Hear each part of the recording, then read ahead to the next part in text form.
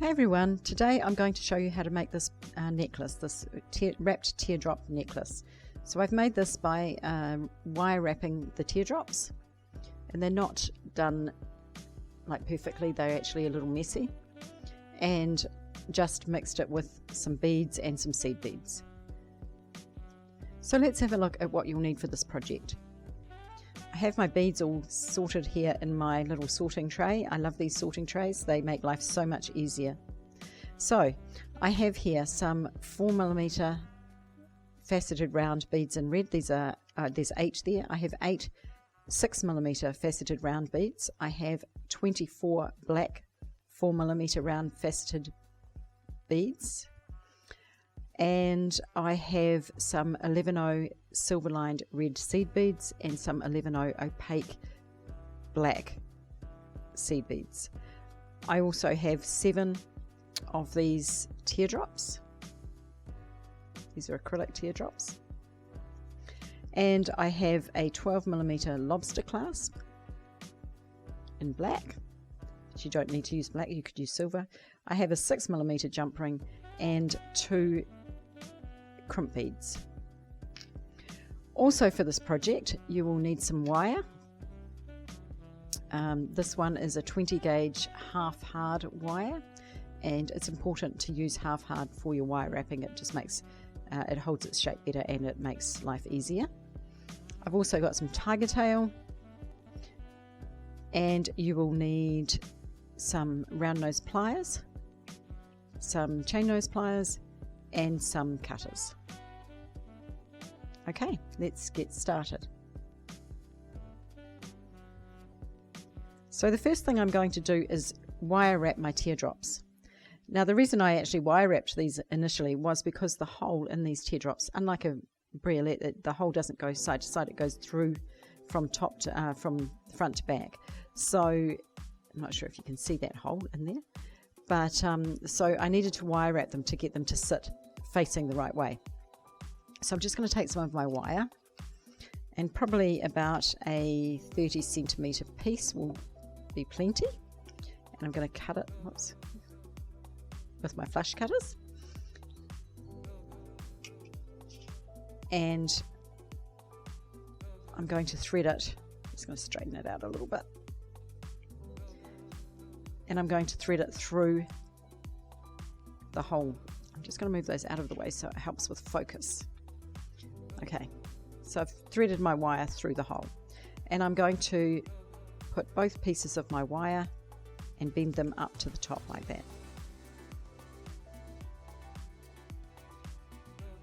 Okay, now I'm going to take my shorter piece and I'm going to twist it over the long piece. And you can do this with pliers if you have difficulty. It's fine. In fact, I will do it with pliers. So I'm going to take the end and I'm just going to twist it around. And you can move your work however you like to get it to go around. So this one doesn't need to be neat and tidy because it's going to be covered. So that's what I have now. And I'm going to trim off that end with the flush side of my cutters. Make sure you hold the wire when you trim it so it doesn't go flying across the room. Okay, now I'm just going to take my chain nose pliers and give that a squeeze so that the end goes in, it doesn't stick out. Okay, so that's what I have now. It's not very neat, it doesn't need to be. Now I'm going to take my round nose pliers, and just above that, actually first before I do that, I'm just going to squeeze this down a bit because it is actually looking quite high. I only twisted that round once, it doesn't need to go round again. I'm just going to squish it down if I can get hold of it.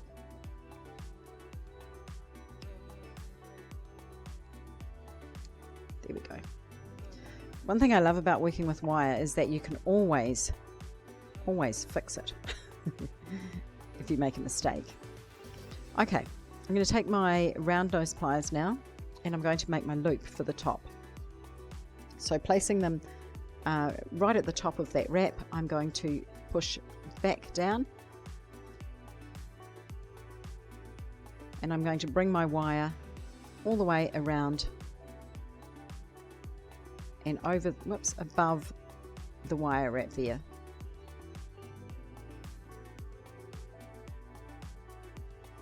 Now I'm going to take my pliers. Actually, I'm just going to cut a bit off this wire, it's too long, it's getting in the way. Now what you can do here is you can do several things. You can hold your loop like this in your chain nose pliers, or you can leave your round nose pliers in the loop. It's up to you, however you feel you need to. You feel it works best for you. Now I'm going to take my wire and I'm going to wrap it around and around and keep going down right over the loop and over the top of the teardrop. And of course, as you come over the top of the teardrop, your loops will need to be, your wraps will need to be get a bit bigger. Now my aim here is actually to cover the hole where the wire's coming out. And if you need to, you can just push it down with your thumb just to get it working nicely. Okay.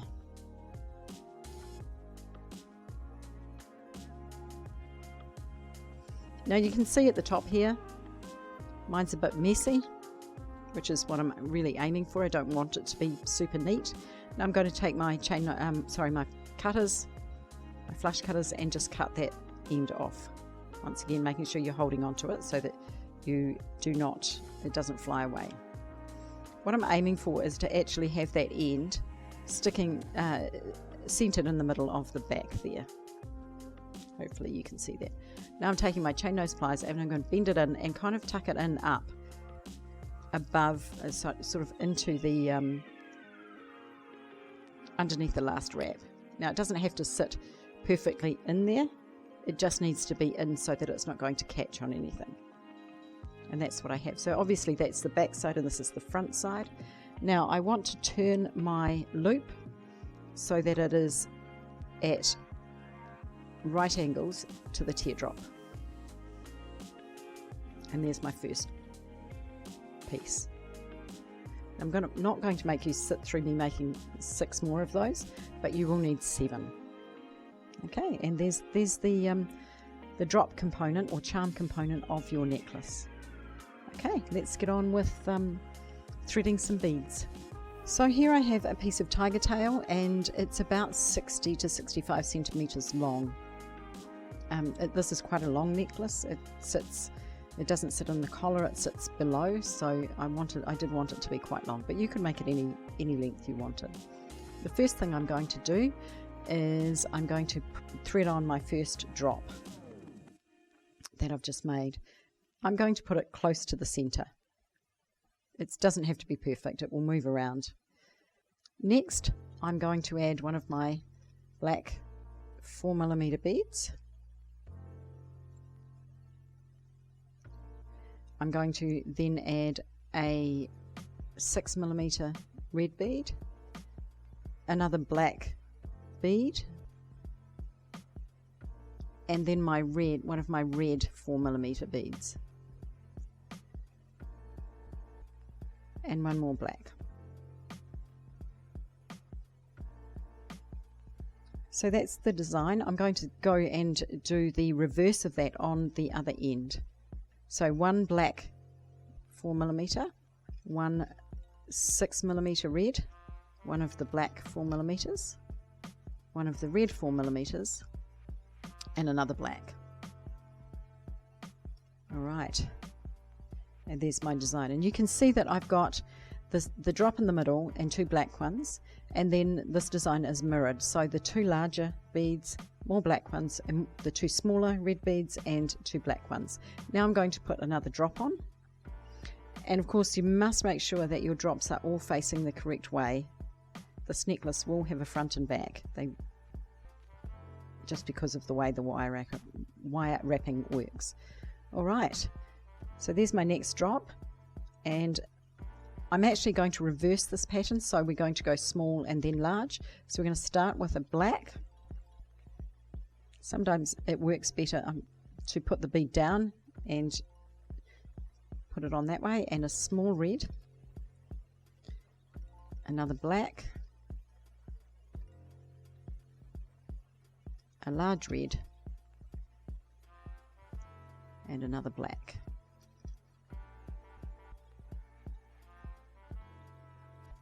Okay, that's what we have now. I might just lift that up so you can see it. So you can see we have the pattern is reversed this side and then reversed again. So now I'm going to just duplicate this onto this side. One more drop, making sure of course it goes on the right way.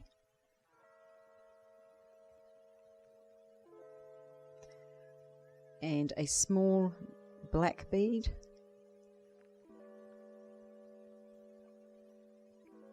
A small red. Another black. A large red.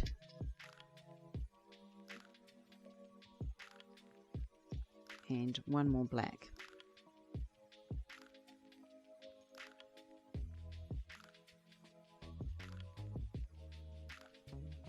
All right, so there we go.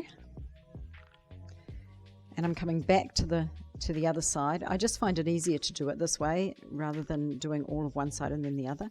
It just allows me to see where I'm going. And I can see now, this is a classic example, perfect timing, that I've got my drop on upside down. So I need to take it off and turn it around and put it on the other way. And that's why I'm lying it down like this, so that I can see exactly what I'm doing. So this next one is a large bead and then a small bead. So we start off with our black again.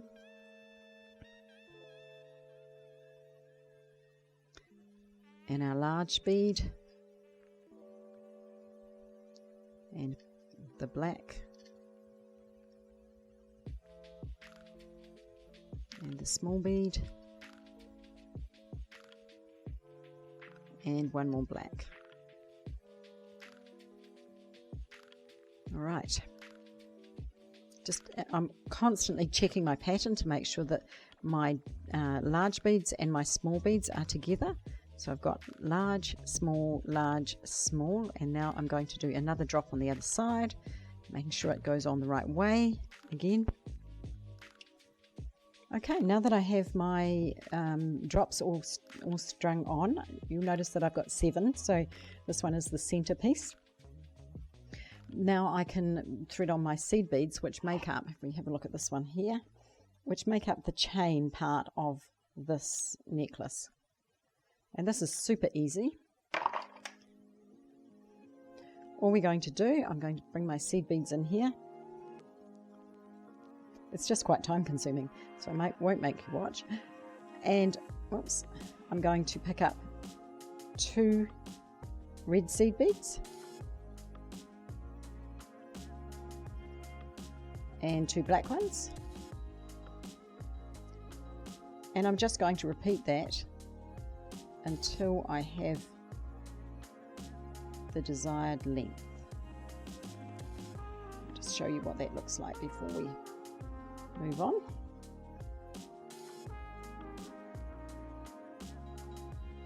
So it's two red and 2 black and 2 red and 2 black until you the necklace is long enough. Okay, now I've threaded on all my seed beads and I'm aiming for my necklace to be about 52 centimeters long. So if I'm measuring it on my ruler here, it's with it doubled, it's 26 centimeters. Just make sure that each side is exactly the same. I also made sure that I ended with the same color beads. Right, now we're going to put on the clasp. So it's important to actually think about if you're right-handed or left-handed when you put on the clasp, because if you're right-handed you tend to use the clasp with your right hand, and if you're left-handed you tend to use it with your left hand. So it's worth considering. I'm right-handed, so I'm actually going to put it on my right-hand side. And before I do that though, I'm going to put on a crimp bead. Teeny tiny beads. Okay. So there's my crimp bead on after my seed bead.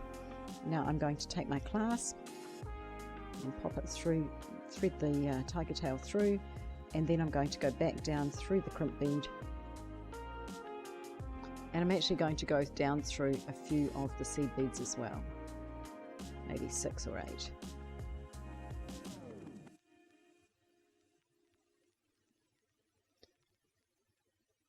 Alright, it doesn't matter that the seed beads are falling down, that's fine. So you want to pull it nice and tight, making sure that the clasp, having trouble focusing there, that the clasp can still move around a little bit. And then you're going to take your pliers and you're going to give the crimp bead a good squeeze. I always do it with both hands so it's nice and firm and nice and tight, and your crimp bead will go nice and flat like that, and it will just hold all the wire in place. So if you pull it now, it won't move. So we'll take our flush nose cutters. No, they're not flush cutters, they are flush cutters, not flush nose cutters, and we'll just trim off that piece of wire, the short piece of tiger tail. Alright, now we'll push all the beads back up to that end so that there's no space, and we'll do the same thing basically on the other side. So we put on our crimp bead first, let it go down to the beads, and your jump ring. Actually, before I do that, my jump ring's not quite closed, so I'm going to make sure it's closed, otherwise it will fall off my wire. There we go.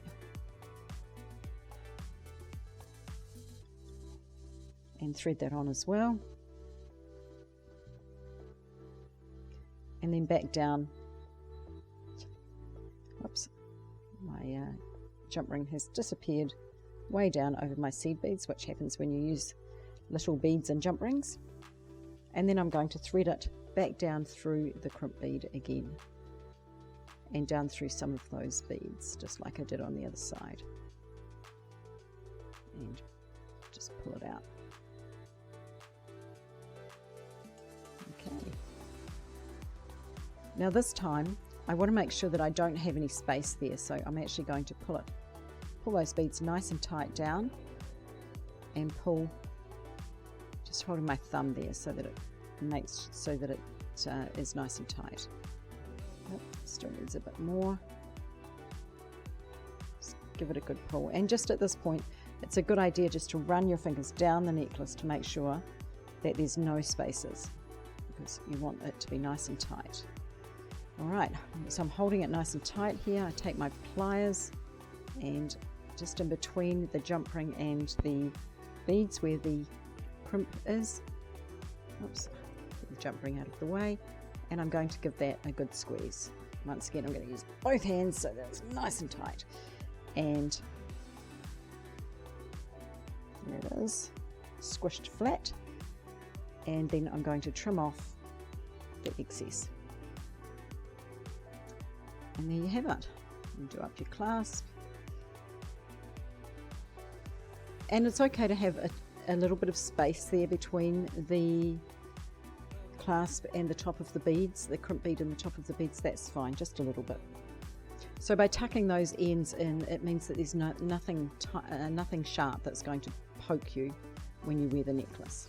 And when you wear it, it will sit with this drop in the center. That's why we've got an uneven number. We've got 3 on either side and 1 middle drop. So there you have it, one teardrop necklace. I hope you've enjoyed watching this video. If you have, subscribe so that you won't miss out on any upcoming projects. Thank you for watching, and I'll see you in the next one.